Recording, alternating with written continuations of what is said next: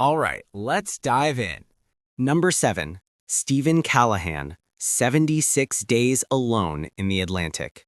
On January 29, 1982, Steven Callahan was 6 days into a solo transatlantic sailing voyage from the Canary Islands toward the Caribbean when something hit the hull of his 6.7-meter sloop Napoleon Solo in the middle of the night and tore a hole in it. To this day, Callahan isn't entirely sure what struck the boat. The leading theory is a whale, possibly a sleeping sperm whale that the vessel ran into in the darkness. Whatever it was, the impact was catastrophic. Water flooded the cabin in seconds. Callahan had approximately the time it takes to grab an emergency bag and throw himself overboard before the Napoleon Solo went down. He made it to his emergency life raft, a circular inflatable vessel about 1.8 meters in diameter, roughly the size of a modest dining table, in the middle of the Atlantic Ocean, at night, with whatever he'd managed to grab in the darkness before his home and his vessel disappeared beneath the waves. What followed was 76 days of survival so methodical, so relentlessly problem-focused, that it changed how the entire maritime survival industry thinks about emergency preparedness. Callahan was not a passive victim. He was an engineer by temperament and a sailor by experience, and he treated his situation from day one as a series of technical problems to be solved rather than a catastrophe to be endured. Fresh water was the first problem. Callahan had brought emergency solar stills, devices that use sunlight to evaporate seawater and collect the condensation as drinkable water, and he deployed them immediately, supplementing their meager output by catching rainwater in whatever containers he could improvise. Some days he collected almost nothing. Other days rain came and he drank until his stomach hurt. Food was the second problem. The solution, which he implemented within the first week, was fishing. His emergency bag contained basic fishing supplies, and the underside of his life raft had almost immediately become an artificial reef, small fish gathering in the shade it provided, then larger fish coming to eat the smaller ones.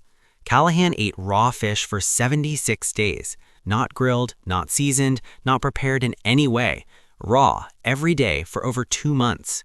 He lost more than 20 kilograms over the course of 76 days. His legs developed saltwater sores that didn't heal. He was spotted 3 times by passing ships, none of which saw him despite his signals. On the 76th day, fishermen near the island of Marie Galante in the Caribbean noticed the birds circling his raft. The same fish that kept him alive had attracted frigate birds, and the birds attracted attention and pulled him out of the water. He was alive, barely functional physically, but completely intact mentally. He had problem-solved his way across the Atlantic on a rubber ring, and the book he later wrote, Adrift, became one of the most widely read survival accounts in history. But as extraordinary as Callahan's story is, his raft had one significant advantage over what the next person on this list faced. It didn't have sharks circling it. Number 6, Deborah Scaling Kiley, The Sharks That Waited. What was supposed to be a routine voyage quickly turned into a nightmare in the middle of the ocean. In October 1982, 5 experienced sailors set out aboard the 58-foot yacht Trashman from Annapolis, Maryland, heading south on a simple delivery run to Florida, the kind of passage professional mariners complete without a second thought. Among them was Deborah Scaling Kiley, a 24-year-old sailor well accustomed to the open sea. Everything seemed normal until the ocean transformed that ordinary trip into a survival story that would force the crew to confront their deepest fears. 3 days out, hurricane season delivered one final vicious storm that the Trashman wasn't equipped to survive. The yacht sank in the Atlantic, 200 miles off the coast of North Carolina, in the middle of the night, in seas running 8 to 10 meters high. 5 crew members made it onto an inflatable dinghy, a small, open rubber boat with no shelter, no supplies, no motor, and no cover. 5 people in the middle of the Atlantic in October, in a boat approximately the size of a large bathtub. The sharks arrived within hours. Not 1 or 2 sharks investigating out of curiosity, a sustained presence, multiple oceanic white-tip sharks, one of the most aggressive species in open water, circling the dinghy in rotations that never stopped. Oceanic whitetips have been responsible for more human fatalities than almost any other shark species, primarily because they're the species most associated with shipwrecks and downed aircraft, open ocean disasters where people are in the water for extended periods. They are patient, persistent, and utterly indifferent to human fear. For 4 days, the sharks circled. 2 of the crew members, overwhelmed by fear and the physical deterioration that comes with exposure, dehydration, and shock, made decisions that proved fatal. One fell into the water during a moment of confusion and was attacked immediately. Another, delirious from drinking seawater, which accelerates dehydration and causes severe neurological impairment, slipped over the side. The sharks were there within seconds. 3 people died in the water. 1 died of exposure on the dinghy itself. After 4 days, only 2 people were left alive, Deborah Scaling Kiley and 1 other crew member, Brod Kavanaugh. They were dehydrated to the point where basic physical function was failing. They hadn't eaten. They had been sitting in a few inches of seawater in an open boat for 4 days and nights, watching sharks eat people they knew. They were rescued by a Soviet freighter on the 4th day, just barely in time by any medical assessment. Kiley spent years processing what had happened to her and eventually wrote a book, Untamed Seas, that documented the experience in extraordinary detail. What comes through in every page is not just the physical horror of the ordeal, but the specific psychological torture of watching the sharks wait. They weren't constantly attacking. They were circling, watching, surfacing occasionally, present at all times, patient as the ocean itself, waiting for the next person to go over the side. And what the next story proves is that sharks are not the ocean's only threat. Sometimes the sky joins in too. Number 5. Louis Zamperini, 47 days, then something worse. What began as another military mission over the Pacific would soon become one of the most extraordinary survival stories of World War II. In May 1943, Louis Zamperini was serving as a bombardier with the United States Air Forces aboard a B-24 Liberator known as Superman. But Zamperini was far from an ordinary serviceman. He was one of the most celebrated American distance runners of his era. At just 19, he had competed in the 1936 Berlin Olympics, finishing 8th in the 5,000 meters, and even drawing the personal attention of Adolf Hitler, who reportedly requested to meet the fast American. None of that, however, could prepare him for the ordeal that was about to unfold over the vast Pacific Ocean. On May 27, 1943, Zamperini's aircraft, a different B-24 called Green Hornet, deployed on a search and rescue mission, experienced catastrophic engine failure and went down in the Pacific approximately 850 miles north of Samoa. Of the 11 crew members aboard, only 3 survived the crash: Zamperini, pilot Russell Allen Phillips, and tail gunner Francis McNamara. They had 2 life rafts, limited emergency rations, enough food and water if rationed with extreme discipline for perhaps a week, and 47 days at sea ahead of them, though none of them knew that yet. The sharks found them almost immediately, Pacific blue sharks which in the open ocean exhibit a sustained investigative behavior around rafts and floating debris that amounts to a permanent low-grade threat. The sharks didn't attack directly, but they were there every day, bumping against the raft's underside, occasionally breaching the surface close enough to touch. On the 33rd day, a Japanese aircraft found them. Not to rescue them, to strafe them. The plane made multiple passes, firing at the 2 rafts repeatedly. Zamperini and Phillips went over the side and held onto the raft's ropes underwater during the passes, surfacing between runs to breathe. The sharks, agitated by the commotion and the noise, circled more aggressively during the attack. For a period of several minutes, Zamperini was simultaneously being shot at from above and menaced by sharks below. McNamara died on the 33rd day, weakened past recovery by starvation and exposure. Zamperini and Philip survived 14 more days after that, subsisting on raw albatross they managed to catch and rainwater collected in whatever they had available.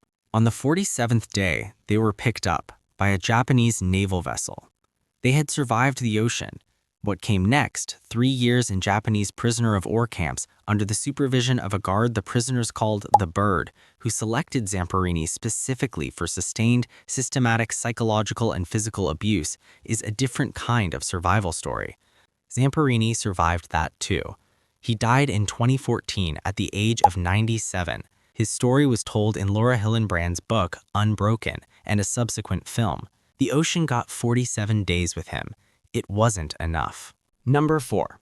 José Salvador Alvarenga, 438 days. Let's establish something clearly before we go any further. The record for the longest documented survival at sea, in terms of days spent adrift and alive, belongs to a man named José Salvador Alvarenga. The record stands at 438 days, more than 14 months. And no, that is not a typo. In December 2012, Alvarenga was a 36-year-old Salvadoran fisherman working out of a small fishing community on the Pacific coast of Mexico. He had a reputation as an experienced offshore fisherman, comfortable running far out into open water on day trips after large fish. On December 17th, he set out on what was supposed to be a standard run, 1 day out, 1 day back, in a 7-meter fiberglass motorboat with one crewmate, a younger man named Ezequiel Córdoba. A severe storm caught them well offshore. The engine flooded. The radio failed. The boat, now powerless and uncontrollable, was driven west by the storm, away from the Mexican coast, out into the open Pacific. When the storm cleared, there was nothing in any direction but water. Over the following days and weeks, as it became clear that no rescue was coming and the boat continued drifting westward on the North Equatorial Current, Alvarenga developed a survival system of remarkable ingenuity and brutal pragmatism. He caught fish and turtles with his bare hands, a skill that took weeks to develop to the point of reliability, and that involved spending extended periods hanging over the side of the boat in water he knew contained sharks. He caught seabirds using fish as bait, twisting their necks and drinking their blood when fresh water ran out. He collected rainwater obsessively whenever it came. Córdoba couldn't adapt. The younger man refused over time to eat the raw fish and turtle meat that Alvarenga had accepted as survival food. After approximately 4 months at sea, Córdoba died. Alvarenga kept his body in the boat for several days before committing it to the ocean, a decision he later described in terms of practical necessity and psychological devastation in equal measure. He arrived on January 30th, 2014 at Ibon Atoll in the Marshall Islands. He was emaciated, his hair and beard matted and enormous, his skin damaged by more than a year of continuous sun and salt exposure. But he was alive, walking, and coherent. Number 3. Maurice and Maralyn Bailey, the whale that started it. There's a particular cruelty to what happened to Maurice and Maralyn Bailey in March 1973, and it lies in the cause. They didn't run into a storm. They didn't make a navigational error. Their boat was sunk by a sperm whale, a detail that reads like fiction and is entirely documented. Maurice and Maralyn were a British couple who had sold their home in England, bought a yacht they named Arlen, and set out in 1972 to sail around the world. This was their life's dream, carefully planned and methodically executed. On March 4, 1973, they were approximately 200 miles north of the Galapagos Islands in the Pacific, sailing toward the Marquesas when a sperm whale surfaced directly beneath the hull. The impact was immediate and catastrophic. The whale, presumably as startled as the Baileys, struck the hull hard enough to crack it. The boat began sinking within minutes. Maurice and Maralyn had time to launch 2 inflatables, a small dinghy and a life raft, which they launched together and loaded with whatever supplies they could grab in the chaos. For the first few days, they had reasonable amounts of fruit and water. Then those ran out, and the real ordeal began. They were in the middle of the Pacific, 200 miles from any island, in the intersection of currents that would drift them in essentially random directions for the next 4 months. The ocean around the Galapagos is extraordinarily rich in marine life, and this, paradoxically, was what kept them alive.